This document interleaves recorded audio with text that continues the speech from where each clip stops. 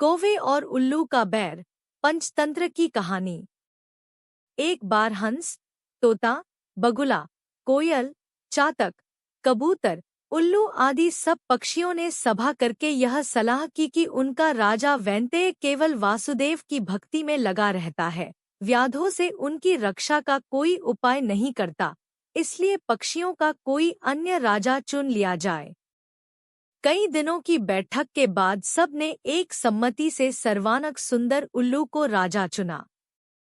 अभिषेक की तैयारियां होने लगी, विविध तीर्थों से पवित्र जल मंगाया गया, सिंहासन पर रत्न जड़े गए, स्वर्णघट भरे गए, मंगल पाठ शुरू हो गया, ब्राह्मणों ने वेद पाठ शुरू कर दिया, नर्तकियों ने नृत्य की तैयारी कर ली। उलूकराज राज्य सिंहासन पर बैठने ही वाले थे कि कहीं से एक कौवा आ गया। कौवे ने सोचा, यह समारोह कैसा, यह उत्सव किस लिए? पक्षियों ने भी कौवे को देखा तो आश्चर्य में पड़ गए। उसे तो किसी ने बुलाया ही नहीं था। फिर भी उन्होंने सुन रखा था कि कौवा सबसे चतुर कूटराजनीतिज्ञ पक्षी है, इसलिए उससे मंत्रणा करने के लिए सब पक्षी उसके चारों ओर इकट्ठे हो गए। उलूक राज के राज्याभिषेक की बात सुनकर कौवे ने हंसते हुए कहा, यह चुनाव ठीक नहीं हुआ। मोर, हंस, कोयल, सारस, चक्रवाक, शुक आदि सुंदर पक्षियों के रहते दिवांद उल्लू और टेढ़ी नाक वाले अप्रियदर्शी पक्षी को राजा बनाना उचित नहीं है।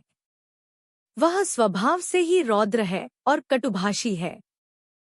फिर अभी तो वैंतेय राजा बैठा है।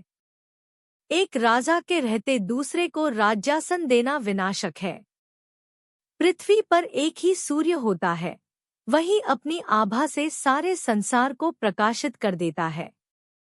एक से अधिक सूर्य होने पर प्रलय हो जाती है। प्रलय में बहुत से सूर्य निकल जाते हैं, उनसे संसार में विपत्ति ही आती है, कल्याण नहीं होता।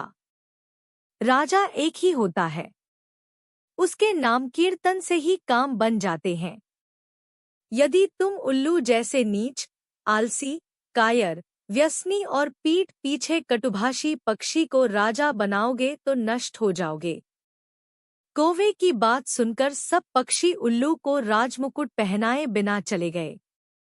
केवल अभिषेक की प्रतीक्षा करता हुआ उल्लू, उसकी मित्र कृकालिका और कौवा रह गए। उल्लू ने पूछा, मेरा अभिषेक क्यों नहीं हुआ? कृकालिका ने कहा, मित्र, एक कौवे ने आकर रंग में भंग कर दिया। शेष सब पक्षी उड़कर चले गए हैं, केवल वह कौवा ही यहाँ बैठा है। तब उल्लू ने कौवे से कहा, दुष्ट कौवे, मैंने तेरा क्या बिगाड़ा था जो तूने मेरे कार्य में विघ्न डाल दिया? आज से मेरा तेरा वंश परंपरागत वैर रहेगा। यह कहकर उल्लू वहां से चला गया। कौवा बहुत चिंतित हुआ वहीं बैठा रहा। उसने सोचा, मैंने अकारण ही उल्लू से वैर मोल ले लिया।